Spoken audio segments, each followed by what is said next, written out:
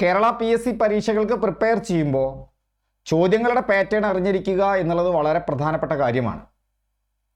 ഇപ്പോൾ യുണൈറ്റഡ് നേഷൻസുമായി ബന്ധപ്പെട്ട ചോദ്യങ്ങൾ കേരള PSC പരീക്ഷകളിൽ മിക്കതിലും നമുക്ക് പ്രതീക്ഷിക്കാം. അപ്പം അങ്ങനെ വാരി വലിച്ച് പഠിക്കുകയല്ല വേണ്ടത്. മറിച്ച് ആ ചോദ്യങ്ങളുടെ പാറ്റേൺ മനസ്സിലാക്കി നമ്മളൊന്ന് പ്രിപ്പയർ ചെയ്താൽ നമുക്ക് പഠിക്കാനുള്ള ഭാഗം തന്നെ വളരെ കുറഞ്ഞു കിട്ടും. മാത്രമല്ല നമ്മൾ പഠിക്കേണ്ടത് പഠിക്കുകയും ചെയ്യും. ഇന്നത്തെ ക്ലാസ് UN അംഗരാഷ്ട്രങ്ങളെക്കുറിച്ച് ഇന്നേ വരെ PSC ചോദിച്ച ചോദ്യങ്ങളെ പരിശോധിച്ചുകൊണ്ട് വളരെ ചുരുങ്ങിയ രീതിയിൽ പറഞ്ഞു തരലാണ്. അതിൽ ഇന്നേ UN അംഗത്വത്തിൽ നിന്ന് ചോദ്യം വരുള്ളൂ. സാധാരണ ചോദിക്കുന്ന ഒരു മേഖലയാണ്.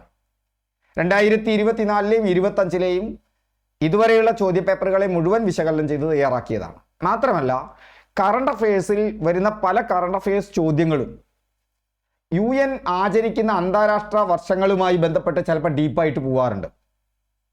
ഇപ്പം കടുവയെക്കുറിച്ചാണെങ്കിൽ നിങ്ങൾ ആ വർഷത്തെ PSC അന്താരാഷ്ട്ര കടുവ വർഷമായിട്ട് എടുക്കുന്ന കാലത്ത് നോക്കിയാൽ അറിയാം, കടുവയെക്കുറിച്ചൊന്ന് ഡീപ്പായിട്ട് പോയിട്ടുണ്ടാവും PSC. 2024ലെയും 2025ലെയും UN ഏറ്റവും മുഖ്യമായി കരുതിയ അന്താരാഷ്ട്ര വർഷങ്ങൾ, അതുമായി ബന്ധപ്പെട്ട് PSC അടുത്ത എക്സാമുകളിൽ ചോദിക്കാൻ സാധ്യതയുള്ള ചോദ്യങ്ങൾ കൂടി ഇതിൽ ഉൾപ്പെടുത്തിയിട്ടുണ്ട്. അപ്പോൾ വീഡിയോ അവസാനം വരെ കാണുക. ഹായ് ഫ്രണ്ട്സ്, എൻ്റെ പേര് രഘുനന്ദനൻ MV. വിൻഡോജുവിൻ്റെ ഈ ക്ലാസ്സിലേക്ക് സ്വാഗതം. നമ്മൾ ഇത് മാത്രമല്ല നിങ്ങൾക്ക് തരുന്നത്. ഈ ക്ലാസ് കഴിഞ്ഞാൽ അതിൻ്റെ പിറ്റേ ദിവസം നിങ്ങൾക്ക്, അല്ലെങ്കിൽ അതാത് ദിവസം നിങ്ങൾക്ക് നമ്മുടെ ടെലിഗ്രാം ചാനലിൽ ഇതിൻ്റെ ഡീറ്റെയിൽ നോട്ട് കിട്ടും. അതുമാത്രമല്ല രാത്രി 7 മണിക്ക് അതിൽ നിന്നൊരു എക്സാമും ലഭിക്കും.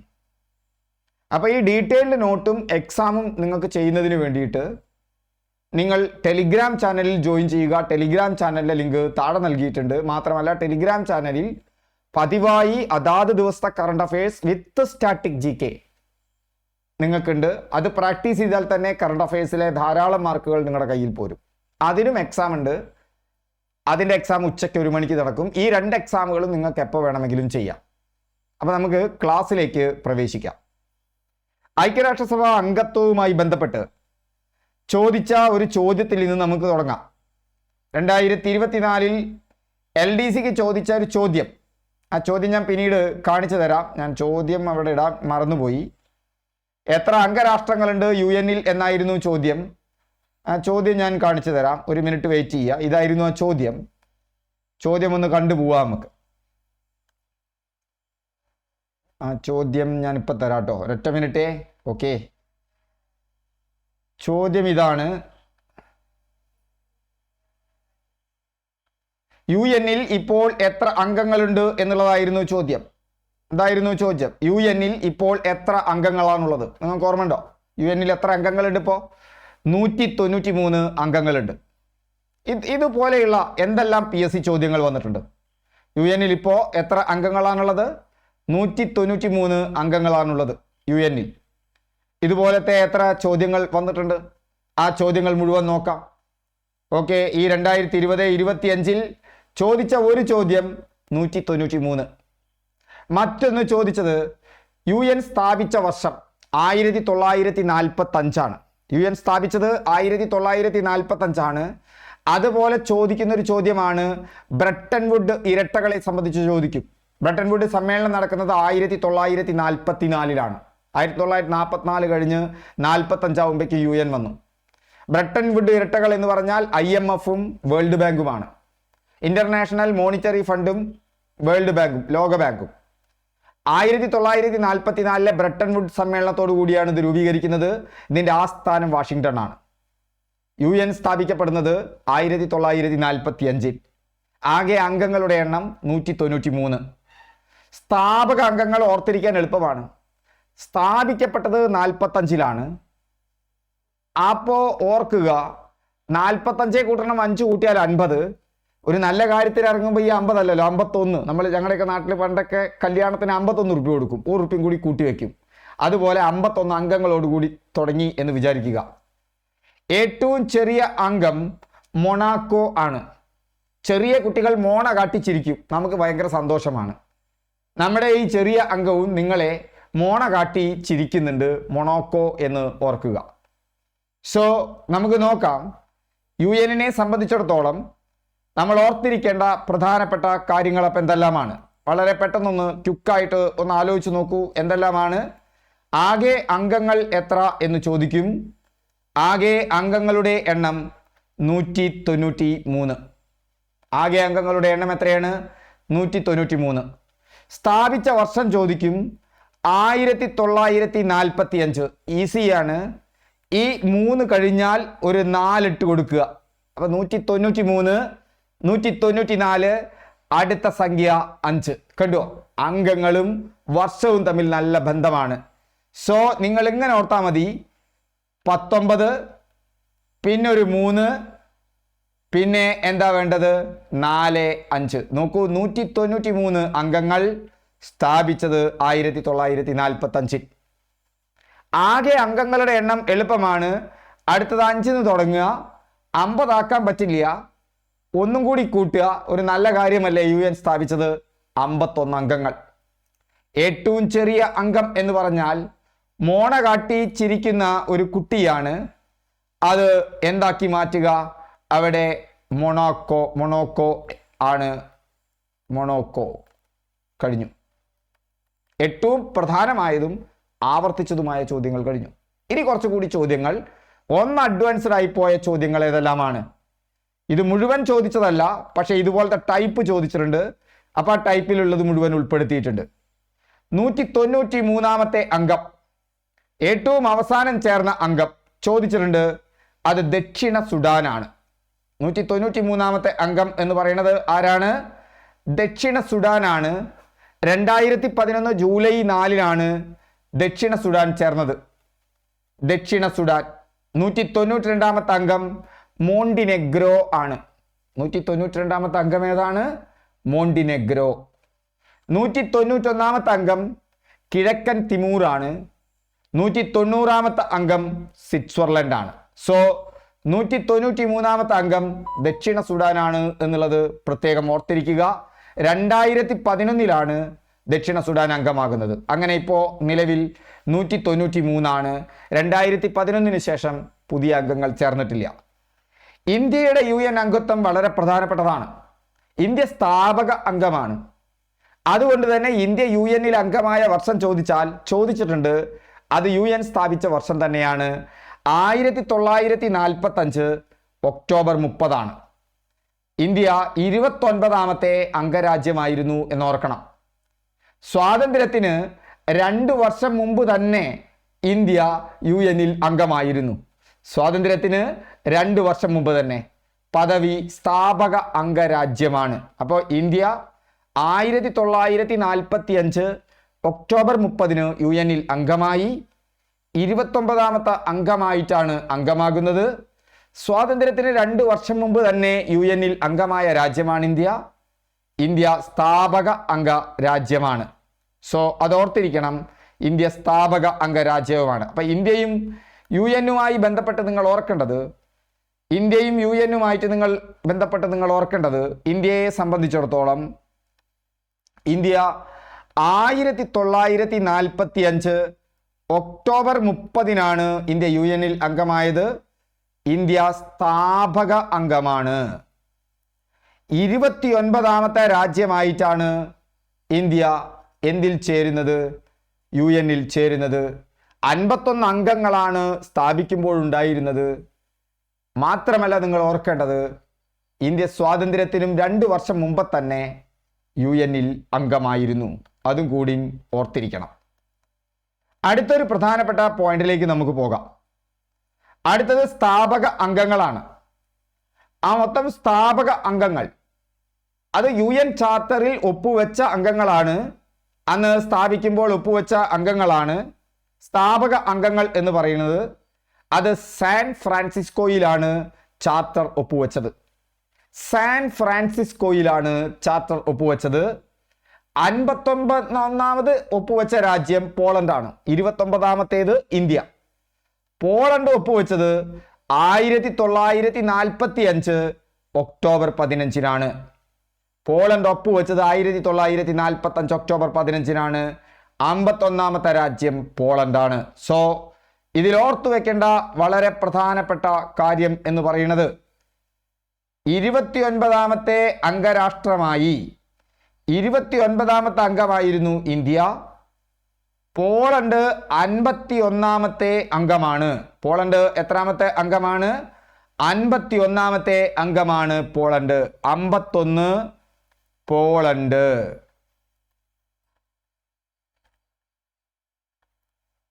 ഓക്കെ, നിങ്ങൾ പോള് കണ്ടിട്ടില്ലേ? പോൾ, അത് ഓർത്തു വെച്ചാൽ മതി. പോള്, വോട്ടെടുക്കാൻ പോണ പോള്.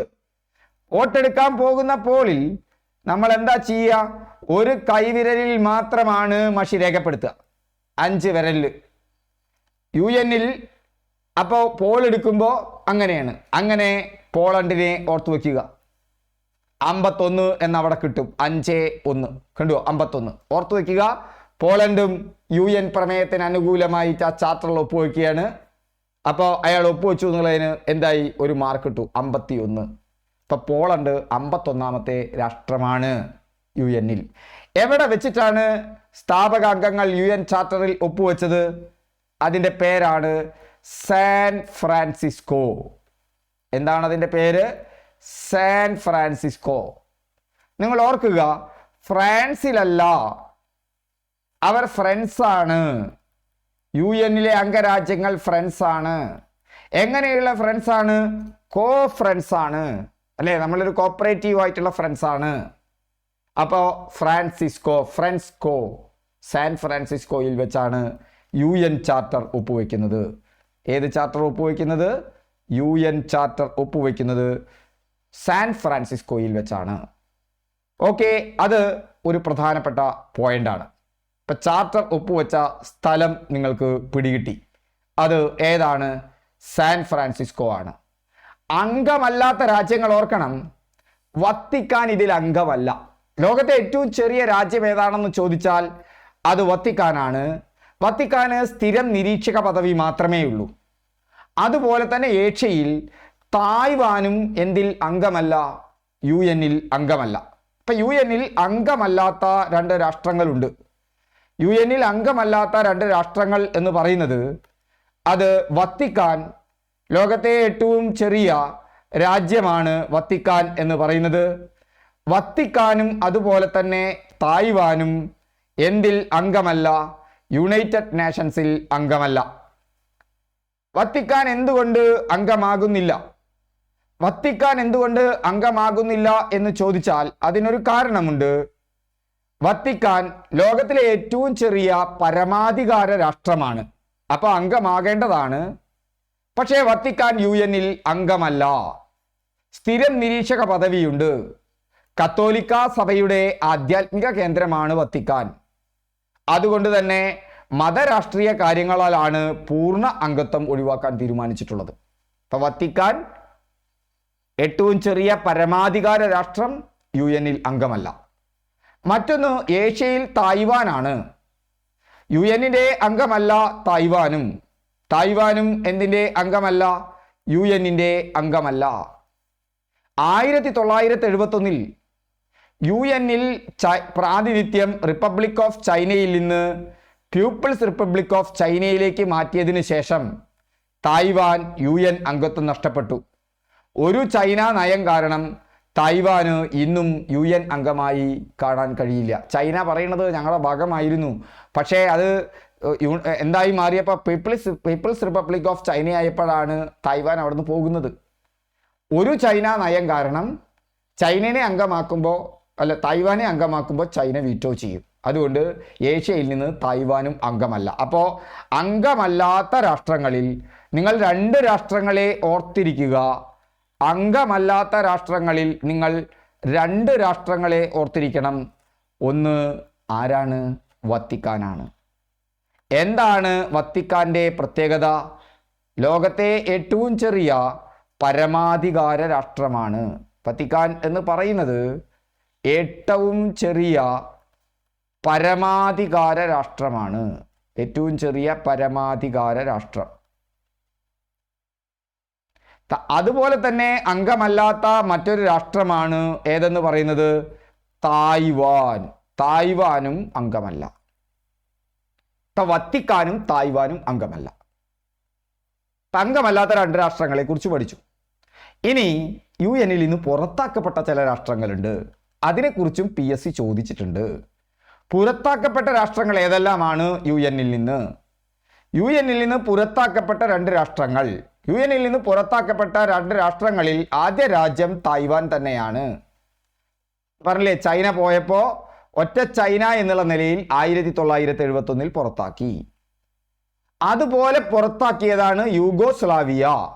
അത് രാജ്യം വിഘടിച്ചപ്പോഴാണ്, യൂഗോസ്ലാവിയ 2 ഭാഗങ്ങളായി പിരിഞ്ഞപ്പോഴാണ് യൂഗോസ്ലാവിയയും പുറത്താക്കി. അപ്പോൾ അംഗമല്ലാത്ത 2 രാജ്യങ്ങളുണ്ട്, പുറത്താക്കിയ 2 രാജ്യങ്ങളുമുണ്ട്.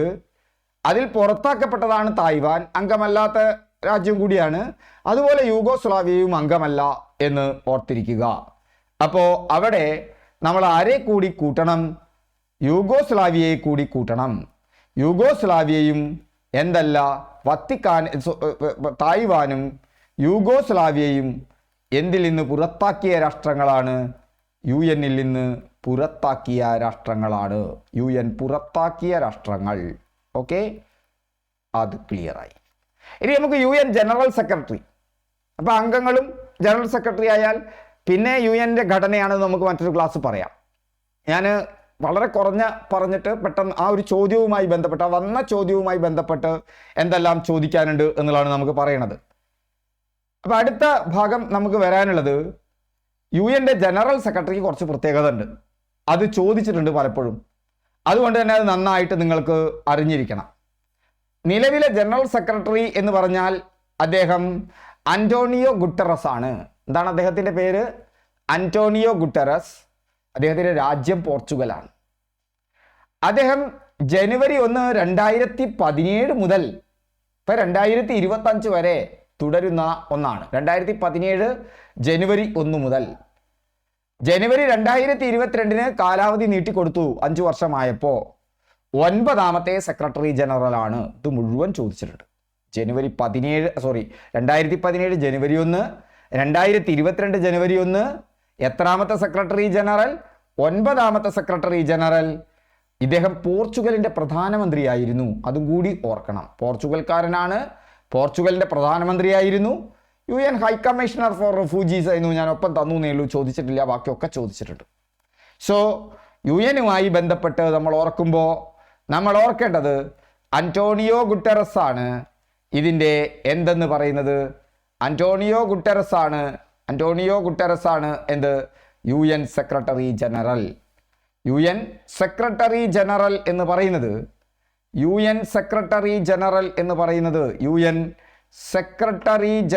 എന്ന് പറയുന്നത് അന്റോണിയോ ഗുട്ടറസ് ആണ്. എന്താണ് അദ്ദേഹത്തിൻ്റെ പേര്? അന്റോണിയോ ഗുട്ടറസ് ആണ് UN സെക്രട്ടറി ജനറൽ. 9ാമത്തെ സെക്രട്ടറി ജനറലാണ് ഇദ്ദേഹം. 9ാമത്തെ സെക്രട്ടറി ജനറലാണ്. അന്റോണിയോ സെക്രട്ടറി ജനറൽ എന്നാണ് എഴുതിയത് അല്ലേ? അന്റോണിയോ ഗുട്ടറസ് 9ാമത്തെ സെക്രട്ടറി ജനറലാണ്. അദ്ദേഹത്തിൻ്റെ രാജ്യം ഏതാണ്? പോർച്ചുഗലാണ്. അദ്ദേഹം പോർച്ചുഗലിൻ്റെ എന്തായിരുന്നു? പോർച്ചുഗലിൻ്റെ പ്രധാനമന്ത്രിയായിരുന്നു. അദ്ദേഹം പോർച്ചുഗലിൻ്റെ പ്രധാനമന്ത്രി ആയിരുന്നു. ഓർത്തിരിക്കണം.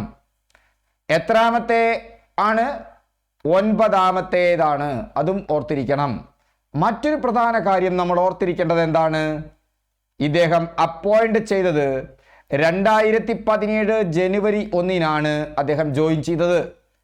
2022 5 വർഷം കഴിഞ്ഞ് ജനുവരി 1 ഇദ്ദേഹത്തിൻ്റെ കാലാവധി എക്സ്റ്റെൻഡ് ചെയ്തു. സോ 9ാമത്തെ സെക്രട്ടറി ജനറൽ പോർച്ചുഗൽക്കാരനാണ്. മുൻ പോർച്ചുഗൽ പ്രധാനമന്ത്രിയാണ്. 9ാമത്തെ സെക്രട്ടറി ജനറലാണ്. 2017 ജനുവരി 1 ഇദ്ദേഹത്തെ നിയമിച്ചത്. 2022 ജനുവരി 1 അദ്ദേഹത്തിന് എക്സ്റ്റൻഷൻ ചെയ്തു കൊടുത്തു. ഇപ്പോൾ UN സെക്രട്ടറി ജനറൽ ആരാണ് എന്ന് നിങ്ങൾക്ക് പിടികിട്ടി അല്ലേ? പോർച്ചുഗൽക്കാരനാണെന്നും പോർച്ചുഗലിൻ്റെ പ്രധാനമന്ത്രിയാണെന്നും നിങ്ങൾക്ക് പിടികിട്ടി. സോ 193 അംഗങ്ങൾ. ഇന്ത്യയുടെ ക്രമ നമ്പർ 29. ഏറ്റവും പുതിയ അംഗം ദക്ഷിണ സുഡാൻ 2011. ഏറ്റവും ചെറിയ അംഗം മൊണാക്കോ. സ്ഥാപക അംഗങ്ങൾ 51. നിലവിലെ സെക്രട്ടറി ജനറൽ ആരാണ്? Antonio Guterres. ഇനി അടുത്തത് UN ഈ വർഷം അല്ല 2024 വർഷം അന്താരാഷ്ട്ര ഒട്ടക വർഷമായിട്ടാണ് ആചരിക്കുന്നത്. ഇന്ന് പ്രസ്താവന ടൈപ്പ് ചോദ്യങ്ങൾ പണ്ട് വന്നിട്ടുണ്ട് ഇങ്ങനത്തെ വർഷങ്ങളിൽ നിന്ന്. അതുകൊണ്ട് ഇതിന്റെ ലക്ഷ്യം എന്താണ്, മറ്റു കാര്യങ്ങളൊക്കെ എന്താണെന്ന് മനസ്സിലാക്കിയാൽ മതി. അപ്പോൾ വളരെ പെട്ടെന്ന് തീരും. അപ്പോൾ UN അത് ആചരിക്കുന്നത് അന്താരാഷ്ട്ര ഒട്ടക വർഷമായിട്ടാണ്. അപ്പോൾ 90-ലധികം രാജ്യങ്ങളിൽ ഒട്ടകങ്ങളുണ്ട്. എന്തുകൊണ്ടാണ് ഒട്ടകങ്ങളെ കുറിച്ച് അന്താരാഷ്ട്ര വർഷം? പ്രതികൂല സാഹചര്യങ്ങൾ അതിജീവിക്കാൻ കഴിവുള്ള മൃഗമാണ് ഒട്ടകം എന്ന് പറയുന്നത്. ദരിദ്രരുടെയും തദ്ദേശീയരുടെയും ഉപജീവന മാർഗത്തിൽ പ്രധാന പങ്കാണ് ഒട്ടകം. കൃഷിക്ക് ഉപയോഗിക്കുന്നുണ്ട്, ഗതാഗത മേഖലയിലും ഉപയോഗിക്കുന്നുണ്ട്. ഇപ്പോൾ ഒട്ടകങ്ങളുടെ പ്രാധാന്യത്തെക്കുറിച്ച്, ഒട്ടകങ്ങളെ സംരക്ഷിക്കേണ്ടതിൻ്റെ ആവശ്യകതയെക്കുറിച്ച്, ഒട്ടകങ്ങളെ ആശ്രയിക്കുന്ന കർഷകരെയും സമൂഹങ്ങളെയും സഹായിക്കുന്നതിനെക്കുറിച്ചാണ്. ഇപ്പോൾ വർഷം 2024 90-ലധികം രാജ്യങ്ങളിൽ വ്യാപ്തിയുണ്ട് ഈ പരിപാടിക്ക്. ദരിദ്ര സമൂഹങ്ങളിലെ പ്രാധാന്യം എടുത്തു കാണിക്കുക. ഒട്ടകങ്ങൾ ദരിദ്ര സമൂഹങ്ങളുടെ വലിയൊരു വരുമാന മാർഗമാണ്. കൃഷിക്കും അതുപോലെ തന്നെ ഗതാഗതത്തിനും ഒട്ടകത്തെ ഉപയോഗിക്കുന്നു. അന്താരാഷ്ട്ര ഒട്ടക വർഷമാണ് 2024. അപ്പോൾ അത്രയും കാര്യങ്ങൾ നിങ്ങൾക്ക് വളരെ സിമ്പിളായിട്ട് ആലോചിച്ച് വെക്കാം അല്ലേ. ഇപ്പോൾ അന്താരാഷ്ട്ര ഒട്ടക വർഷം എന്ന് പറയുന്നത് 2024 എന്തെല്ലാമാണ് ഓർമ്മിപ്പിക്കേണ്ടത്? വർഷം 2024 പ്രഖ്യാപിച്ചത് ഐക്യരാഷ്ട്രസഭ. 90-ലധികം രാജ്യങ്ങളിലുണ്ട്. ദരിദ്ര സമൂഹങ്ങൾക്ക് വലിയ പങ്കാണ്. അതിജീവിക്കാൻ വളരെ ശേഷിയുള്ള മൃഗമാണ് ഒട്ടകം എന്ന് പറയുന്നത്. വർഷം 2024. മറ്റ് വളരെ പ്രധാനപ്പെട്ട ഒരു വർഷമാണ് ഈ പ്രാവശ്യത്തെ വർഷം. അന്താരാഷ്ട്ര ക്വാണ്ടം ശാസ്ത്ര സാങ്കേതിക വർഷം. International year of quantum technology, quantum science and technology. International year of quantum science and technology വളരെ ഇമ്പോർട്ടൻ്റ് ആണ്.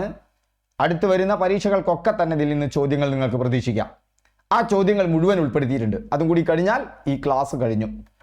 2025 അന്താരാഷ്ട്ര ശാസ്ത്ര സാങ്കേതിക വർഷം, ക്വാണ്ടം ശാസ്ത്ര സാങ്കേതിക വർഷം. പ്രത്യേക 100ാം വാർഷികമാണ്. അത് ചോദിക്കും. എന്തുകൊണ്ടാണ് 2025 അന്താരാഷ്ട്ര ക്വാണ്ടം ശാസ്ത്ര സാങ്കേതിക വർഷമായിട്ട് ആചരിക്കുന്നത്? അത് 100ാം വാർഷികമാണ്. 1925 എന്ത് നടന്നു? 1925 ഹൈസൻബർഗിന്റെ ഒരു പ്രബന്ധം, ഹൈസൻബർഗിന്റെ അൺസർട്ടാനിറ്റി പ്രിൻസിപ്പിൾ വളരെ പ്രധാനപ്പെട്ടതാണ്. അനിശ്ചിതത്വ സിദ്ധാന്തം. ഹൈസൻബർഗ് അനിശ്ചിതത്വ സിദ്ധാന്തം. ഹൈസൻബർഗിന്റെ പക്ഷേ ഒരു പ്രബന്ധം 1925 അവതരിപ്പിക്കുന്നത്. PSCക്ക് വരില്ല എന്ന് വിചാരിക്കേണ്ട, വരും. എന്താ കാരണം? 2025 അതുകൊണ്ടാണ് തിരഞ്ഞെടുത്തത്. 100 വർഷം തികയുന്നു. ഇപ്പം ക്വാണ്ടം ഭൗതികം എന്താണ്, ആരാണ് ഹൈസൻബർഗ് ഒക്കെ നമ്മൾ അറിഞ്ഞിരിക്കണം. വളരെ പെട്ടെന്ന് നമുക്ക് തീർക്കാം. എന്താണ് അപ്പോൾ ഓർത്തിരിക്കേണ്ട പ്രധാനപ്പെട്ട കാര്യം എന്ന് പറയുന്നത്? 2 വർഷങ്ങൾ ഓർത്തിരിക്കുക. ഒന്ന്, 2024 എന്ന് പറയുന്നത് അന്താരാഷ്ട്ര ഒട്ടക വർഷം 2024. 2025 എന്ന് പറയുന്നത് അന്താരാഷ്ട്ര quantum science and technology. Quantum science and technology എന്തിൻ്റെ വാർഷികമാണ്? 1925 ഹീസൻബർഗ് ഒരു പ്രബന്ധം അവതരിപ്പിച്ചു. ക്വാണ്ടം സയൻസുമായി ബന്ധപ്പെട്ട ഒരു പ്രബന്ധം അവതരിപ്പിച്ചു. ആ പ്രബന്ധത്തിൻ്റെ 100ാം വാർഷികമായിട്ടാണ് 2025 എന്ത് അവതരിപ്പിക്കുന്നത്? ക്വാണ്ടം സയൻസ് ആൻഡ് ടെക്നോളജി അന്താരാഷ്ട്ര വർഷമായിട്ട് ആഘോഷിക്കുന്നത്. ഹീസൻബർഗിന്റെ പ്രധാനപ്പെട്ട ഒരു സിദ്ധാന്തം ഓർക്കുക, അൺസർട്ടാനിറ്റി പ്രിൻസിപ്പിൾ. അത് ഹീസൻബർഗിന്റെ പേരിലുള്ളതാണ്. അൺസർട്ടാനിറ്റി പ്രിൻസിപ്പിൾ ഹീസൻബർഗിന്റെ പേരിലുള്ളതാണ്. ചോദിക്കും. കാരണം ഹീസൻബർഗിന്റെ 100ാമത്തെ വർഷമാണ് ആഘോഷിക്കുന്നത്. ചോദിക്കില്ല എന്ന് വിചാരിച്ചിരിക്കരുത്. മാത്രമല്ല, അതിൽ നിന്ന് ചോദിക്കാൻ സാധ്യതയുള്ള മറ്റു ചോദ്യങ്ങൾ ഏതൊക്കെയാണ്? ക്വാണ്ടം ഭൗതികവുമായി അപ്പം നിങ്ങൾക്ക് ചെറിയ ഒരു ധാരണ വേണം. എന്താണ് ക്വാണ്ടം ഭൗതികം? ക്വാണ്ടം ഭൗതികം എന്ന് പറയുന്നത് വളരെ പെട്ടെന്ന് പറയാം, ലളിതമായി നമുക്കൊന്ന് മനസ്സിലാക്കിയെടുക്കാം. അതിൻ്റെ അടിസ്ഥാനമായി അറിയേണ്ടത് ഭൗതിക ശാസ്ത്രത്തിലെ ഒരു ശാഖയാണ്.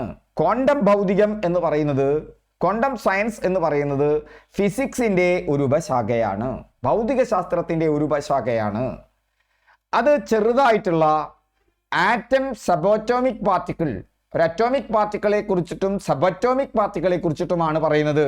അണുക്കളെ കുറിച്ചും ഉപകണികകളെ കുറിച്ചും അറ്റോമിക് ആൻഡ് സബറ്റോമിക് പാർട്ടിക്കിൾ എന്ന് വിചാരിച്ചാൽ മതി. ക്വാണ്ടം എന്ന് പറഞ്ഞാൽ ചെറുതായി വിഭജിക്കാവുന്ന അളവ് എന്നാണ് ക്വാണ്ടത്തിൻ്റെ അർത്ഥം. പ്രകാശം, ഊർജം, ദ്രവ്യം എന്നിവയുടെ ഏറ്റവും ചെറിയ അളവുകൾ എങ്ങനെ പ്രവർത്തിക്കുന്നു എന്നതാണ് ഇതിൻ്റെ പഠനം. ദ്രവ്യം എന്ന് പറഞ്ഞാൽ അറിഞ്ഞിരിക്കണം, ദ്രവ്യം എന്ന് പറഞ്ഞാൽ എന്താണ്? സ്ഥിതി ചെയ്യാൻ സ്ഥലം ആവശ്യമായ ഒന്നാണ് ദ്രവ്യം എന്ന് പറയുന്നത്.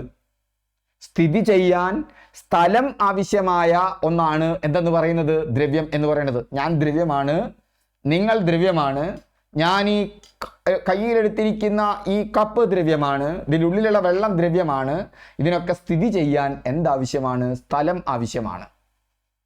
എന്താണ് ഊർജം? പ്രവൃത്തി ചെയ്യാനുള്ള കഴിവാണ്. പ്രവൃത്തി ചെയ്യാനുള്ള കഴിവിനെയാണ് ഊർജം എന്ന് പറയുന്നത് ഫിസിക്സിൽ. ഊർജ രൂപങ്ങൾ പലതുമുണ്ട്. പ്രകാശം ഊർജ രൂപമാണ്. ഇപ്പൊ പ്രകാശം എന്ത് പ്രവൃത്തിയാണ് ചെയ്യുന്നത്? ഈ ലോകത്തിലെ 90% പ്രവൃത്തിയും അല്ലെങ്കിൽ ഊർജം കിട്ടുന്നതും പ്രകാശത്തിൽ നിന്നാണ്. പ്രകാശം ചെയ്യുന്ന പ്രവൃത്തിയാണ് രാവിലെ ആയാൽ എണീറ്റ് അടുക്കളയിൽ, ഏതിൻ്റെ അടുക്കളയിൽ? സസ്യങ്ങളുടെ അടുക്കള. സസ്യങ്ങളുടെ അടുക്കള എന്ന് പറയുന്നത് ഇലയാണ്. ആ ഇലയിൽ ഭക്ഷണം പാചകം ആരംഭിക്കും, അല്ലേ? ഫോട്ടോസിന്തസിസ് ആരംഭിക്കും, പ്രകാശ സംശ്ലേഷണം. ആ പ്രകാശ സംശ്ലേഷണം നടക്കുന്ന അടുപ്പിൽ പ്രകാശമാണ് അവിടുത്തെ തീ, അവിടുത്തെ ഊർജം എന്ന് പറയുന്നത്. അതുകൊണ്ട് തന്നെ സസ്യങ്ങൾ സൂര്യപ്രകാശത്തിൽ നിന്ന് സ്വയം ഭക്ഷണം ഉണ്ടാക്കുന്നത് കൊണ്ട് സസ്യങ്ങളെ സ്വഭോക്ഷികൾ എന്ന് വിളിക്കാറുണ്ട്. നമ്മളൊക്കെ സസ്യങ്ങൾ ഉണ്ടാക്കുന്ന ഭക്ഷണം കഴിക്കുന്നവരാണ്. അതുകൊണ്ട് നമ്മൾ സ്വഭോക്ഷികളല്ല. സസ്യങ്ങൾ ഉണ്ടാക്കിയ ഭക്ഷണമാണ് നമ്മൾ കഴിക്കുന്നത്, അത് നമ്മൾ പാകം ചെയ്തു കഴിക്കും. ഓക്കെ, അപ്പൊ സ്വഭോക്ഷികൾ സസ്യമാണ്. സസ്യത്തിൽ നടക്കുന്ന പ്രക്രിയയാണ് പ്രകാശ സംശ്ലേഷണം. പ്രകാശ സംശ്ലേഷണത്തിന് വേണ്ട ഒന്നാണ് പ്രകാശം. പ്രകാശം എന്ന് പറഞ്ഞാൽ ഊർജ്ജരൂപമാണ്. ഊർജം എന്ന് പറഞ്ഞാൽ പ്രവൃത്തി ചെയ്യാനുള്ള കഴിവാണ്. So simple. പ്രകാശം മാത്രമല്ല, വൈദ്യുതോർജം ഒരു ഊർജമാണ്. ഇപ്പോൾ ഞാൻ ക്ലാസ് എടുക്കുന്നു, ആ ക്ലാസ്സിനെ നിങ്ങളിലേക്ക് എത്തിക്കുന്നത്, നിങ്ങൾക്ക് സൗണ്ട് കേൾപ്പിക്കുന്നതിൽ വൈദ്യുതിക്ക് പങ്കുണ്ട്. അത് ഒരു പ്രവൃത്തി ചെയ്തുകൊണ്ടാണ്. അതുപോലെ തന്നെ ശബ്ദം ഒരു പ്രവൃത്തി ചെയ്യുന്നുണ്ട്. നിങ്ങൾ കൈ ഇങ്ങനെ വെച്ചിട്ട് സംസാരിച്ചാൽ നിങ്ങളുടെ കയ്യിൽ വന്ന് ഒരലയടിക്കുന്നത് കാണാം, ശബ്ദം പ്രവർത്തിക്കുന്നുണ്ട്. ശബ്ദം ഒരു ഊർജ്ജരൂപമാണ്. അപ്പോൾ ഇങ്ങനെയുള്ള ഊർജ്ജരൂപങ്ങളുടെയും ദ്രവ്യങ്ങളുടെയും നിങ്ങൾ വിചാരിക്കുന്നതിനേക്കാൾ എത്രയോ ചെറുതായ അളവാണ് എന്തെന്ന് പറയുന്നത്? ക്വാണ്ടം എന്ന് പറയുന്നത്. അതെങ്ങനെ പ്രവർത്തിക്കുന്നു? നമ്മുടെ സ്ഥൂല ലോകം, വിശാലമായ ഈ ലോകത്തുള്ള നിയമങ്ങൾ പോലെയല്ല സൂക്ഷ്മ ലോകത്ത് കാര്യങ്ങൾ. ഇപ്പം നിങ്ങൾ നന്ദനം എന്നുള്ള സിനിമ കണ്ടാൽ, നന്ദനം എന്നുള്ള സിനിമയിൽ ഒരേ സമയത്ത് നമ്മുടെ ജഗതി ചിക്കൻ കടിച്ചിരിക്കുന്നത് കാണാം, മറുഭാഗത്ത് സ്വാമിയായിട്ടിരിക്കുന്നതും കാണാം ഒരേ സമയം, അല്ലേ? ആ സിനിമ കണ്ടവരെ മുഴുവൻ ചിരിപ്പിച്ച ഒരു രംഗമാണത്. ഒരു സമയത്ത് നമുക്ക് രണ്ട് സ്ഥലത്ത് കാണാൻ പറ്റുമോ? പറ്റില്ല. ഭൗതിക വസ്തുക്കൾക്ക് സാധ്യമല്ല, അത് ഒരിക്കലും സാധ്യമല്ല. എന്നാൽ സൂക്ഷ്മ ലോകത്ത് ഈ നിയമങ്ങളൊന്നും ബാധകമല്ല. ഇതിനെ നിങ്ങൾ മറ്റൊരു തരത്തിൽ എടുക്കണ്ട, അത് അതിൻ്റെ ആ ലോകത്തിൻ്റെ പ്രത്യേകതയാണ്. അങ്ങനെയുള്ള ആ ലോകത്തെ നിയമങ്ങൾ ഒന്നാണ് അൺസെർട്ടാനിറ്റി എന്ന് പറയുന്നത്. ക്വാണ്ടം മെക്കാനിക്സ് ഒക്കെ അതുമായി ബന്ധപ്പെട്ടതാണ്. ഇപ്പം നമ്മുടെ ദൈനംദിന ജീവിതത്തിൽ കാണുന്ന വസ്തുക്കളിൽ ബാധകമല്ലാത്ത സൂക്ഷ്മ ലോകത്തെ പ്രത്യേക നിയമങ്ങളാണ് ക്വാണ്ടം ഭൗതികം വിശദീകരിക്കുന്നത്. നമ്മുടെ ഭൗതിക ലോകത്ത് നിങ്ങളിപ്പോൾ ഒരു സ്ഥലത്തേക്ക് പോവുകയാണെങ്കിൽ നിങ്ങളുടെ വേഗതയും പറയാം, നിങ്ങൾ എവിടെയാണ് നിൽക്കുന്നത് എന്നും പറയാം. അതിനൊരു ഉദാഹരണം ഞാൻ പറയുകയാണെങ്കിൽ, നിങ്ങൾ വണ്ടിയിൽ സഞ്ചരിച്ചു കൊണ്ടിരിക്കുമ്പോൾ നിങ്ങൾ പലപ്പോഴും എന്തോ നമ്മുടെ GPS ഓണാക്കിയിടും. അപ്പം നിങ്ങൾക്ക് കാണാം, നിങ്ങളുടെ വേഗതയും കാണാം, നിങ്ങൾ എവിടെ എത്തി എന്നൊരു ബിന്ദുവായിട്ടും കാണാം. അതായത് നിങ്ങളുടെ പ്രവേഗം എന്ന് പറഞ്ഞാൽ വെലോസിറ്റി, വേഗവും പ്രവേഗവും തമ്മിലുള്ള വ്യത്യാസം. വേഗത എന്ന് പറഞ്ഞാൽ 75 കിലോമീറ്റർ വേഗത്തിൽ സഞ്ചരിച്ചു എന്ന് പറഞ്ഞാൽ അത് വേഗതയാണ്. 75 കിലോമീറ്റർ വടക്കോട്ട് സഞ്ചരിച്ചു എന്ന് പറഞ്ഞാൽ അത് പ്രവേഗമാണ്. വേഗതയും പ്രവേഗവും തമ്മിലുള്ള വ്യത്യാസം, വേഗതയ്ക്ക് ദിശയില്ല, പ്രവേഗം പറയുമ്പോൾ അതിന് ദിശ പറയണം. അതുകൊണ്ട് തന്നെ പ്രവേഗം ഒരു സദിശ അളവാണ്. PSCക്ക് ചോദിച്ചിട്ടുണ്ട്. വേഗതയോ അതൊരു അതിശ അളവാണ്. വേഗത എന്ന് പറയുന്നത് 75 കിലോമീറ്റർ വേഗത്തിൽ മണിക്കൂറിൽ പോകുന്നു. യെസ്, വേഗതയാണ്. 75 കിലോമീറ്ററിൽ വേഗത്തിൽ 1 മണിക്കൂറിൽ തെക്കോട്ട് പോകുന്നു, അത് പ്രവേഗമാണ്. പ്രവേഗത്തിൽ ദിശ പറയും, ദിശ പറയാതെ പ്രവേഗമില്ല. വേഗതയോട് ദിശ ചേരുമ്പോൾ അത് പ്രവേഗമായി. അതുകൊണ്ട് പ്രവേഗം സദിശ അളവാണ്, വേഗത എന്ന് പറയുന്നത് ഒരു അതിശ അളവാണ്. അപ്പോൾ നമുക്ക് ഒരേ സമയത്ത് ഒരാളുടെ വേഗതയും പറയാം, സ്ഥലവും പറയാം. ഇത്ര വേഗത്തിൽ ഇന്ന സ്ഥലത്ത് പോകുന്നു. എന്നാൽ സൂക്ഷ്മ ലോകത്ത് വേഗതയും പ്രവേഗവും ഒരുപോലെ കൃത്യമായി പ്രവചിക്കാൻ പറ്റില്ല. വേഗത പ്രവേഗം കൃത്യമാകുമ്പോൾ കൃത്യമായ സ്ഥലം പറയാൻ പറ്റില്ല. കൃത്യമായ സ്ഥലം പറയുമ്പോൾ പ്രവേഗം പറയാൻ പറ്റില്ല. കൺഫ്യൂഷൻ ആവണ്ട. സാധാരണ ലോകത്ത് നിങ്ങൾ ഇപ്പോൾ ഞങ്ങളുടെ നാട്ടിൽ അതളൂരിലാണ് 40 കിലോമീറ്റർ വേഗത്തിലാണ് പോണത് എന്ന് പറയാൻ പറ്റും. ഇലക്ട്രോണിനെ സംബന്ധിച്ചിടത്തോളം, പ്രോട്ടോണിനെ സംബന്ധിച്ചിടത്തോളം നിങ്ങൾക്ക് അങ്ങനെ പറയാൻ പറ്റില്ല. അത് സൂക്ഷ്മ ലോകത്തുള്ള ചില ടെക്നിക്കാണ്. ക്ലിയർ? മനസ്സിലായല്ലോ? ഇപ്പൊ ക്വാണ്ടം ഭൗതികം പറയുന്നത് ഊർജം, ദ്രവ്യം എന്നിവയുടെ ഏറ്റവും ചെറിയ, വിഭജിക്കാൻ പറ്റാവുന്ന അത്രയും ചെറുതായ രംഗത്ത് നടക്കുന്ന കാര്യങ്ങളാണ്. ഓക്കെ, അതാണ് ക്വാണ്ടം ഭൗതികം എന്ന് പറയുന്നത്. അപ്പോൾ അതിൽ ദ്വിത്വ സ്വഭാവമുണ്ട്. പ്രകാശം പോലുള്ള ചില വസ്തുക്കൾ ഒരേ സമയം തരംഗവും കണികവും പോലെ പെരുമാറുന്നു. ഓർമ്മിക്കണേ, ദ്വിത്വ സ്വഭാവം. പ്രകാശത്തിന് ഡ്യുവൽ നാച്ചർ ഉണ്ട്. പ്രകാശത്തിന് എന്താണുള്ളത്? Dual nature. അത് ഒരു സമയത്ത് തന്നെ തരംഗത്തിൻ്റെയും കണികയുടെയും സ്വഭാവം പ്രകടിപ്പിക്കുന്നു. തരംഗം എന്താണ്, കണിക എന്താണ് എന്നുള്ള വ്യത്യാസം ഞാൻ പറയാം. ഞാൻ നിങ്ങളെ ഒരു ചോക്ക് എടുത്തെറിഞ്ഞു. നിങ്ങൾ ക്ലാസ്സിലാണ്. ആദിർ ഇരിക്കുന്നുണ്ട്, മുഹസിൻ ഇരിക്കുന്നുണ്ട്, ജാഫർ ഇരിക്കുന്നുണ്ട്, ജോസഫ് ഇരിക്കുന്നുണ്ട്, കൃഷ്ണൻ ഇരിക്കുന്നുണ്ട്. ഞാൻ ചോക്കെടുത്തെറിഞ്ഞാൽ ആതിരയുടെ മുകളിൽ കൊണ്ടു എന്ന് പറഞ്ഞാൽ ആ ചോക്ക് ആ സമയത്ത് ആതിരയുടെ മുകളിൽ മാത്രമേ കൊണ്ടിട്ടുള്ളൂ. ഞാൻ ക്ലാസ്സിൽ ഒരു ചോക്കെടുത്തെറിഞ്ഞു. ആ ചോക്കെടുത്തെറിഞ്ഞാൽ ആ ചോക്ക് ആതിരയുടെ മുകളിൽ കൊണ്ടു എന്ന് പറഞ്ഞാൽ ആ സമയത്ത് അത് ആതിരയുടെ മുകളിൽ മാത്രമാണ് കൊണ്ടത്, മറ്റ് ക്ലാസ്സിൽ ആരുടെയും മേൽത്ത് കൊണ്ടിട്ടില്ല. ഇത് കണികാ സ്വഭാവമാണ്. അതിന് കൃത്യമായ ഒരു സഞ്ചാര ദിശയുമുണ്ട്, സഞ്ചാരപാതയുമുണ്ട്. ഓരോ സമയത്തും അത് ഒരു സ്ഥലത്തേ കാണും. എന്നാൽ ഞാൻ ആ ക്ലാസ്സിൽ സംസാരിച്ചു, ആതിര കേട്ടു എന്ന് പറഞ്ഞാൽ അതിൻ്റെ അർത്ഥം ജോസഫോ കൃഷ്ണനോ കേട്ടില്ല എന്നുള്ളതല്ല. ചോക്ക് കണികയ്ക്ക് ഉദാഹരണമാണ്. ഞാൻ ഉണ്ടാക്കിയ ശബ്ദം തരംഗ സ്വഭാവമാണ്. തരംഗം എന്ന് പറഞ്ഞാൽ ഊർജത്തിൻ്റെ പ്രൊപ്പഗേഷനാണ്. അത്ര മാത്രം അറിഞ്ഞിരിക്കുക. സിമ്പിളായിട്ട് അത്ര മാത്രം അറിഞ്ഞാൽ മതി PSC പരീക്ഷയ്ക്ക്. തരംഗം എന്ന് പറയുന്നത് ഊർജത്തിൻ്റെ പ്രൊപ്പഗേഷനാണ്. ഊർജം തന്നെയാണ്, അത് പ്രൊപ്പഗേറ്റ് ചെയ്യുകയാണ്. മലയാളം എന്താണെന്ന് എനിക്കറിയില്ല. ഞാൻ മലയാളി തന്നെയാണ് കേട്ടോ. പ്രൊപ്പഗേറ്റ് ചെയ്യാൻ പണ്ട് കുറച്ച് കഴിഞ്ഞാൽ നമ്മൾ ഇംഗ്ലീഷിലല്ലേ പഠിക്കുക, ഫിസിക്സ് ഒക്കെ. അതുകൊണ്ട് പ്രൊപ്പഗേഷൻ്റെ മലയാളം എന്താണെന്ന് ഓർത്തില്ല. ഇനി അപ്പോൾ ഈ പ്രകാശത്തിൻ്റെ പ്രത്യേകത, അതിന് കണികാ സ്വഭാവവുമുണ്ട്, തരംഗ സ്വഭാവവുമുണ്ട്. ഡ്യുവൽ നാച്ചറാണ്. ദ്വിത്വ സ്വഭാവമുണ്ട് പ്രകാശത്തിന്. കൺഫ്യൂസിങ് ആണ്, അത്ഭുതകരമാണ് അല്ലേ നമ്മൾ ആലോചിക്കുമ്പോൾ. ഇനി അനിശ്ചിതത്വം എന്ന് പറഞ്ഞാൽ എന്താണ്? അതാണ് നേരത്തെ ഞാൻ പറഞ്ഞത്. ഒരു കണികയ്ക്ക് അഥവാ ജോസഫിന്, ഒരു ചോക്കിന് നമുക്ക് കൃത്യമായ സ്ഥലം പറയാൻ പറ്റും, അതിൻ്റെ വേഗതയും പറയാൻ പറ്റും. എന്നാൽ സൂക്ഷ്മലോകത്തിൽ സബറ്റോമിക് പാർട്ടിക്കിളുകളുടെ കാര്യത്തിൽ, അറ്റോമിക് പാർട്ടിക്കിളുടെ കാര്യത്തിൽ, ഇലക്ട്രോൺ, പ്രോട്ടോൺ അല്ലെങ്കിൽ അതിൻ്റെ സബറ്റോമിക് പാർട്ടിക്കിളുടെ കാര്യത്തിൽ അതിൻ്റെ സ്ഥാനവും വേഗതയും ഒരേ സമയം കൃത്യമായി കണ്ടെത്താൻ കഴിയില്ല. സ്ഥാനം കൃത്യമാക്കിയാൽ വേഗത കൊളാവും, വേഗത കൃത്യമാക്കിയാൽ സ്ഥാനം കൊളാവും. ഒരു ഉദാഹരണത്തിന്, നിങ്ങൾ വളരെ സ്മൂത്തായ എന്തിലാണെന്ന് വിചാരിക്കുക. ഒരു സ്മൂത്തായിട്ടുള്ള ഒരു പ്ലെയിൻ ഗ്രൗണ്ടാണ്, എണ്ണമയമൊക്കെയുള്ള ഒരു നല്ല പ്ലെയിൻ ഗ്രൗണ്ട്. അവിടെ ഒരു ഫുട്ബോൾ വെച്ചിട്ടുണ്ട്. നിങ്ങൾ അന്ധനാണ്, നിങ്ങളുടെ കയ്യിൽ ഒരു വടിയും തന്നിട്ടുണ്ട്. അപ്പോൾ വടി കുത്തി നോക്കി വേണം നിങ്ങൾക്ക് ഈ ഫുട്ബോളിനെ കണ്ടെത്താൻ. ഒപ്പം അതിൻ്റെ വേഗത കണ്ടെത്താൻ നിങ്ങളുടെ അടുത്തൊരു ഉപകരണവുമുണ്ട്. പക്ഷെ നിങ്ങൾ വടി കൊണ്ട് ഫുട്ബോളിനെ തൊടുന്ന മാത്രയിൽ ഫുട്ബോൾ ആ സ്ഥലത്ത് നിന്ന് മാറിയിരിക്കും. അപ്പോൾ ഒരിക്കലും നിങ്ങൾക്ക് കൃത്യമായ സ്ഥലം പറയാൻ പറ്റില്ല. ഏകദേശ ഉദാഹരണമാണ്, അതിനപ്പുറത്തേക്ക് പോണ്ട. ഓക്കെ, അപ്പോൾ സ്ഥലവും വേഗതയും ഒരുമിച്ച് കൃത്യമായി പറയാൻ പറ്റില്ല. ഒരുമിച്ച് സ്ഥലം കൃത്യമാക്കിയാൽ വേഗതയിൽ കൺഫ്യൂഷൻ, വേഗത കൃത്യമാക്കിയാൽ സ്ഥലത്ത് കൺഫ്യൂഷൻ. ഇതാണ് ഹീസൻബർഗിന്റെ അനിശ്ചിതത്വ സിദ്ധാന്തം. ദ്വിത്വ സ്വഭാവം കാണിക്കുന്നു, ഓർക്കുക. സംഭവങ്ങൾ ഉറപ്പുള്ളതല്ല, സാധ്യതകൾ പ്രധാനമായും കണക്കാക്കുന്നത്. എന്താണ് സാധ്യത? സംഭവങ്ങൾ ഇവന്റ് ഉറപ്പുള്ളതല്ല. അപ്പൊ ഞാൻ പറയാൻ പോകുന്നില്ല, നേരം പിടിക്കും.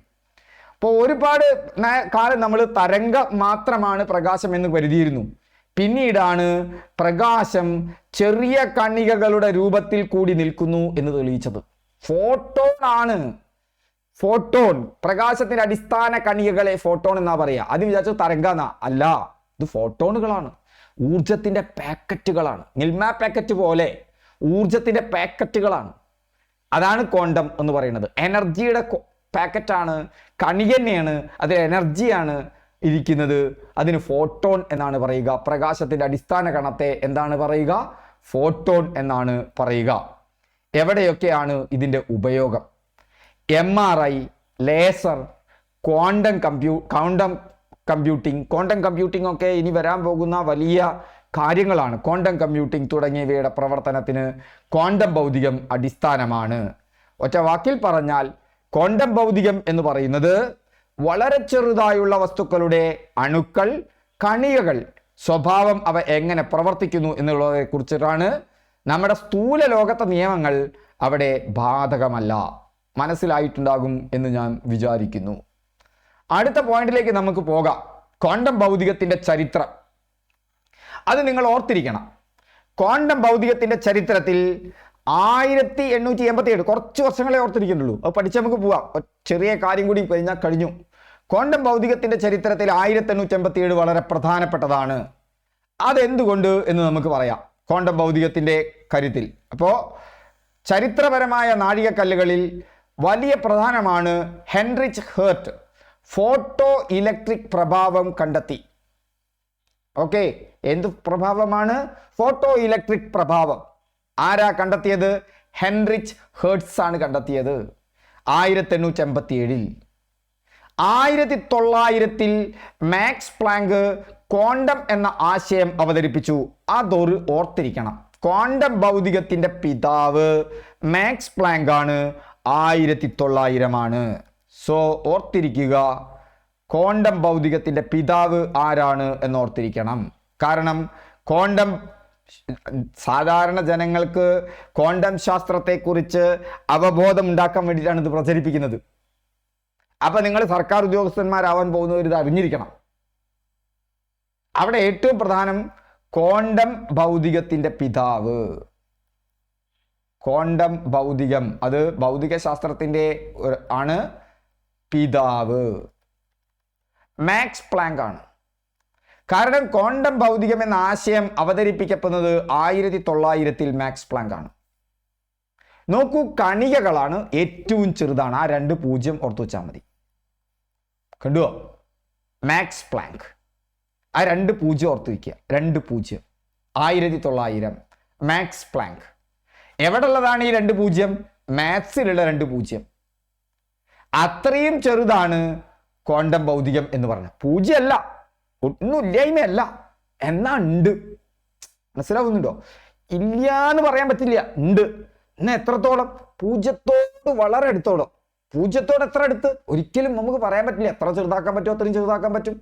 അതാണ് ക്വാണ്ടത്തിന്റെ ഒരു കൺസെപ്റ്റ്. നിങ്ങൾക്ക് മനസ്സിലാവുണ്ടോ? ഒരിക്കലും 0 ആവില്ല. എന്നാൽ എത്ര ചെറുതാണെന്ന് പറഞ്ഞാൽ നമുക്ക് ചെറുതാണെന്ന് പറയാൻ പറ്റില്ല. ഒന്നുകൂടി ചെറുതാക്കി കൂടെ ചെറുതാക്കാം. എന്നാൽ ഒട്ടും ഇല്ലാതെയാവുമോ? ഇല്ലാതെയാവൂല്ല. അതാണ് ക്വാണ്ടത്തിന്റെ ഒരു കഥ. ഓക്കെ, അപ്പോൾ അങ്ങനത്തെ ഒരു കൺസെപ്റ്റ് ഉണ്ട് എന്ന് മനസ്സിലാക്കുക. ഇതാണ് ക്വാണ്ടം ഭൗതികത്തിന്റെ ഒരു പ്രത്യേകത. അപ്പൊ ഈ ഒരു സിദ്ധാന്തം 1900 ഈ ഒരു കൺസെപ്റ്റ് അവതരിപ്പിക്കപ്പെടുന്നുണ്ട്. അത് അവതരിപ്പിച്ചത് ആരാ? മാത്സ് ഉള്ള ഒരാള്. മാത്സ് അല്ല, മാത്സ് ആണ്. അതിൽ സൂത്രവാക്യങ്ങൾ ഉണ്ടായിട്ടുണ്ട്.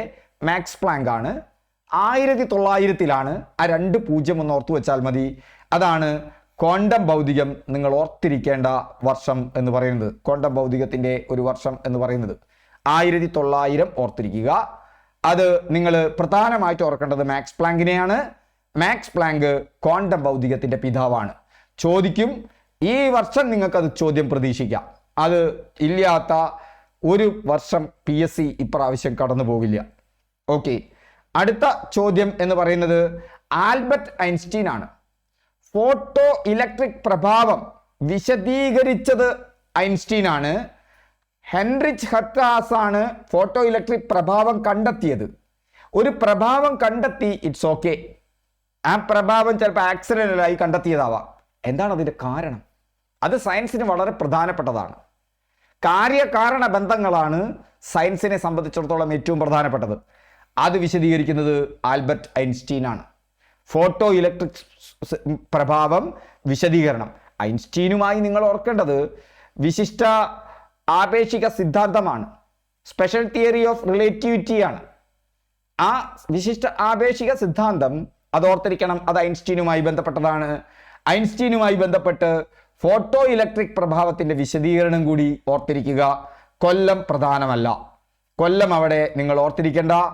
അവിടെ 1900 മാക്സ് പ്ലാങ്കുമായിട്ട് ഓർത്തിരിക്കുക. ഇവിടെ നിങ്ങൾ ഓർത്തിരിക്കേണ്ടത് ഐൻസ്റ്റീനുമായി ബന്ധപ്പെട്ട് നിങ്ങൾ ഓർത്തിരിക്കേണ്ട പ്രധാനപ്പെട്ട കാര്യം ഫോട്ടോ ഇലക്ട്രിക് പ്രഭാവം കണ്ടെത്തിയതല്ല, വിശദീകരിച്ചത്. ഫോട്ടോ ഇലക്ട്രിക് പ്രഭാവം വിശദീകരണം എന്താണ്? അത് ഐൻസ്റ്റീൻ ആണ്. ഓക്കെ, പക്ഷേ ഒപ്പം നിങ്ങൾ ഓർക്കണം, എന്താണ് ആപേക്ഷിക സിദ്ധാന്തം, വിശിഷ്ട ആപേക്ഷിക സിദ്ധാന്തം അഥവാ സ്പെഷ്യൽ തിയറി ഓഫ് റിലേറ്റിവിറ്റി ആവിഷ്കരിച്ചത് ഐൻസ്റ്റീൻ ആണ്. അത് ഐൻസ്റ്റീൻ ആണ് എന്ന് നിങ്ങൾ ഓർത്തിരിക്കണം. അപ്പോൾ ഐൻസ്റ്റീനുമായി ബന്ധപ്പെട്ട് നിങ്ങൾ അത് ഓർത്തിരിക്കണം. അത് വളരെ പ്രധാനപ്പെട്ട കാര്യമാണ്. ഇനി നമ്മൾ ഓർക്കേണ്ടത്, വളരെ പ്രധാനമായും നമ്മൾ ഓർക്കേണ്ട ഒരു കാര്യമുണ്ട്. എന്താണ് ആ കാര്യം? കഴിയാനായി, പേടിക്കണ്ട. അത് ഏറ്റവും പ്രധാനപ്പെട്ട ഇവന്റിലേക്ക് വരികയാണ്. 1925 വെർണർ ഹൈസൻബർഗ് ആണ് ക്വാണ്ടം ബലതന്ത്രത്തെ പറ്റിയുള്ള അടിസ്ഥാന പ്രബന്ധം അവതരിപ്പിച്ചത്. ലോകത്ത് ഇന്ന് നമ്മൾക്ക് കിട്ടുന്ന ഒരുപാട് സൗകര്യങ്ങൾ അതുമായി ബന്ധപ്പെട്ടതാണ്. 100 വർഷം കഴിഞ്ഞു, ഇന്ന് 2025 അതിൻ്റെ 100ാമത്തെ വാർഷികമാണ് ആഘോഷിക്കുന്നത്. ഉറപ്പിക്കണം, 1925 ഹൈസൻബർഗ് ക്വാണ്ടം ബലതന്ത്രത്തെ അടിസ്ഥാന സിദ്ധാന്തം. അപ്പോൾ ഓർത്തിരിക്കുക, ആ കാര്യം നിങ്ങൾ ഓർത്തിരിക്കണം. 1925 പ്രബന്ധം. എന്തിലുള്ള പ്രബന്ധം? ക്വാണ്ടം ബലതന്ത്രത്തിലുള്ള പ്രബന്ധം. അത് അവതരിപ്പിച്ചു. ആര് അവതരിപ്പിച്ചു? ഹൈസൻബർഗ് അവതരിപ്പിച്ചു. ഹൈസൻബർഗുമായി ബന്ധപ്പെട്ട് നിങ്ങൾ ഓർത്തിരിക്കേണ്ട മറ്റൊരു സിദ്ധാന്തം എന്താണ്? അൺസെർട്ടാനിറ്റി പ്രിൻസിപ്പിൾ അഥവാ അനിശ്ചിതത്വ സിദ്ധാന്തം. ഓക്കെ, ഇനി നമുക്ക് നോക്കേണ്ടത് എന്താ? അനിശ്ചിതത്വ സിദ്ധാന്തത്തെ കുറിച്ച് പഠിച്ചു. അപ്പോ അതോർത്തല്ലോ. ഇനി അദ്ദേഹത്തിന് നോബൽ സമ്മാനം കിട്ടിയിട്ടുണ്ട്, അത് നിങ്ങൾ ഓർത്തിരിക്കണം. ഹൈസൻബർഗിന് നോബൽ സമ്മാനം കിട്ടിയത് 1932. 2025 ഓർമ്മിച്ചാൽ മതി, 2026 ഇത് ഓർമ്മിക്കണ്ട. കാരണം എന്താ? ഇത് ഏതാ വർഷം? UN-ന്റെ ഏതാ വർഷം? International year of quantum science and technology. എന്താ അതിന്റെ ഉദ്ദേശം? പൊതുജനങ്ങളെ ക്വാണ്ടം ഭൗതികത്തെക്കുറിച്ചും അതിന്റെ ഉപയോഗത്തെക്കുറിച്ചും ബോധവൽക്കരിക്കുക. എന്തിനാണ് ഇത് ബോധവൽക്കരിക്കുന്നത്? അത് ലോകത്തെ മാറ്റിമറിക്കാൻ പോവുകയാണ്. അതുകൊണ്ട് തന്നെ ആ വർഷത്തിൽ നമ്മൾ ആരെക്കുറിച്ച് പഠിക്കുന്നു? ഹൈസൻബർഗിനെ കുറിച്ച് പഠിക്കുന്നു. അപ്പം അയാളുമായി ബന്ധപ്പെട്ട ഒരു ചോദ്യം ഭൗതിക ശാസ്ത്രത്തിന്റെ നോബൽ സമ്മാനം കിട്ടിയ വർഷം. അല്ലാതെ ഒരിക്കലും അനിശ്ചിത തത്വം ആവിഷ്കരിച്ചത് 1927 ചോദിക്കാതിരിക്കില്ല, പക്ഷെ അതിനൊക്കെയുള്ള സാധ്യത വളരെ കുറവാണ്. പക്ഷെ അദ്ദേഹത്തിന് നോബൽ പ്രൈസ് കിട്ടിയത് നിങ്ങൾ ഓർത്തിരിക്കണം. നോബൽ പ്രൈസ് കിട്ടിയ കൊല്ലം 1932. ഓർത്തിരിക്കാൻ കുറച്ച് വർഷമേ ഉള്ളൂ. 1900, 1925, 1932.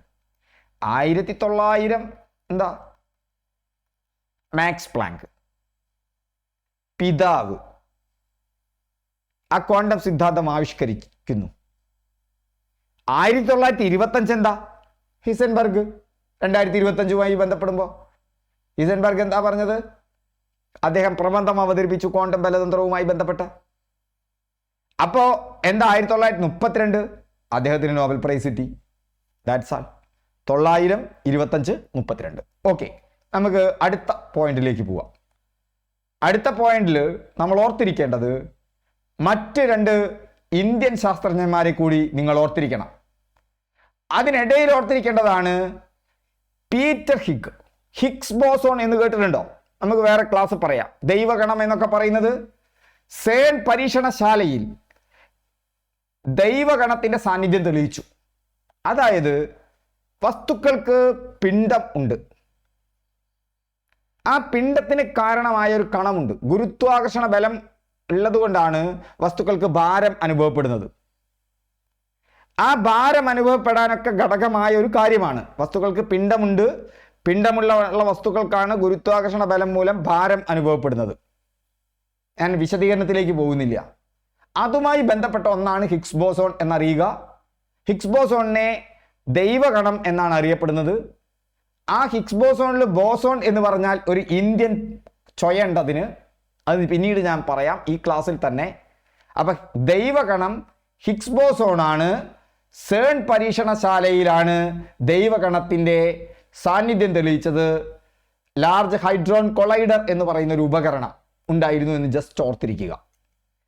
ഇന്ത്യൻ ശാസ്ത്രജ്ഞന്മാരെ നിങ്ങൾ ഓർക്കണം. സത്യേന്ദ്രനാഥ ബോസോൺ വരുന്നു. ദ്രവ്യത്തിന്റെ പുതിയ ഒരവസ്ഥയെക്കുറിച്ച് പ്രവചിച്ചു. ഐൻസ്റ്റീൻ ഇത് ശരിവെച്ചത് കാരണം പിന്നീട് അത് ബോസ് ഐൻസ്റ്റീൻ കണ്ടൻസേറ്റ് എന്നറിയപ്പെട്ടു. ദ്രവ്യത്തിന് പല അവസ്ഥകളുണ്ട്. സാധാരണയായി നമ്മൾ കാണുന്ന അവസ്ഥ എന്ന് പറഞ്ഞാൽ വാതകം, ദ്രാവകം, ഖരം തുടങ്ങിയ അവസ്ഥകളാണ്. വാതകമായിട്ട് കാണും. ഇപ്പം ജലം തന്നെ നീരാവിയായിട്ട് കാണും. ആ ജലത്തെ തന്നെ നിങ്ങൾ അടിച്ചുറച്ച ഐസ് കട്ടയായിട്ട് മാറും തണുത്താൽ. സാധാരണ അവസ്ഥയിൽ അത് ജലമായിട്ട് നമ്മുടെ ജലാശയങ്ങളിലും കാണും. ഇപ്പം ജലത്തിന് ഈ 3 അവസ്ഥ ഉണ്ട്. വാതകമുണ്ട്, ദ്രാവകമുണ്ട്, ഖരമുണ്ട്. പ്രപഞ്ചത്തിൽ ഏറ്റവും കൂടുതൽ കാണപ്പെടുന്ന പദാർത്ഥത്തിൻ്റെ അവസ്ഥ പ്ലാസ്മയാണ്. പ്രപഞ്ചത്തിൽ ഏറ്റവും കൂടുതൽ കാണപ്പെടുന്ന പദാർത്ഥങ്ങളുടെ അവസ്ഥ എന്താണ്? പ്ലാസ്മയാണ്. സൂര്യനെ പോലെയുള്ള വലിയ നക്ഷത്രങ്ങളിലൊക്കെ തന്നെ പ്ലാസ്മാവസ്ഥയിലാണ് ദ്രവ്യം സ്ഥിതി ചെയ്യുന്നത്. ഇപ്പോൾ ലോകത്ത് ഏതവസ്ഥയിലാണ് ദ്രവ്യങ്ങൾ സ്ഥിതി ചെയ്യുന്നത്? അത് വാതകാവസ്ഥയിലോ ഖരാവസ്ഥയിലോ ഒന്നുമല്ല, മറിച്ച് അത് പ്ലാസ്മ അവസ്ഥയിലാണ്. അതിഭീകരമായ ചൂടിലാണ്. ഇത്ര ആലോചിക്കുക, വലിയ ചൂട് വേണം, നമുക്കൊന്നും അവിടെ നിൽക്കാൻ പറ്റില്ല. അപ്പം അതാണ്. ഇപ്പം ഇടി മിന്നുമ്പോൾ പ്ലാസ്മാവസ്ഥ ഉണ്ടാവുന്നുണ്ട്, കാരണം നല്ല ചൂടാണ് അവിടെ. അത്രമാത്രം ഓർത്തിരിക്കുക. അപ്പോൾ ദ്രവ്യത്തിന് എത്ര അവസ്ഥ ഉണ്ട് എന്നൊക്കെ ചോദിച്ചാൽ പണ്ടത്തെ ക്ലാസ്സിൽ പറയും 4 അവസ്ഥ എന്ന് പറയും. ഇപ്പം അതൊന്നല്ല. ഇപ്പം അത് പറയാൻ വെച്ചാൽ ദുരവസ്ഥയാണ്. അത്രമാത്രം അവസ്ഥകളാണ് ഓരോ പ്രാവശ്യവും കണ്ടുപിടിച്ചുകൊണ്ടിരിക്കുന്നത്. ഓക്കെ, അതിലൊരവസ്ഥ കണ്ടുപിടിച്ച ആള് നമ്മുടെ ബോസാണ്. ആ ബോസ് എന്താ കണ്ടുപിടിച്ചത്? ആ ബോസ് കണ്ടുപിടിച്ചതാണ് ബോസ് ഐൻസ്റ്റീൻ കണ്ടൻസേറ്റ്.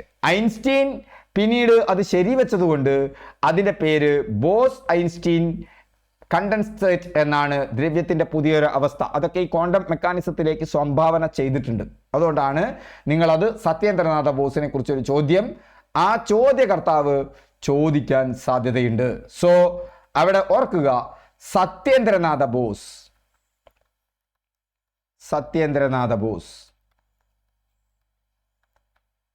പദാർത്ഥത്തിൻ്റെ ഒരവസ്ഥ കണ്ടെത്തി. അതാണ് ബോസ് ഐൻസ്റ്റീൻ കണ്ടൻസേറ്റ്.